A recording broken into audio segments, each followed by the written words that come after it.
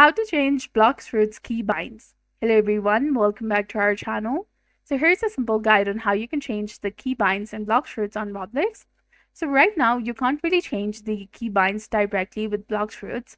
The game developers have set the controls to ensure fair and consistent gameplay for all players. But don't worry, there is still a couple of things that you can do to improve your experience. You can go ahead and adjust the Roblox settings. Roblox has some basic settings that you can change, such as turning the shift lock on or off and adjusting the camera and the movement settings. You can find these options in Roblox settings tab and then shift lock switch. And then you can also use the keyboard remapping software, which is for PC only, but you need to use it with caution.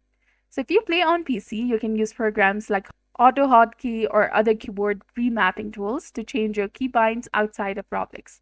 Only remap keys to make the game more comfortable, like moving a skill button, and don't use these tools to cheat or automate actions, as this could get you banned from Roblox.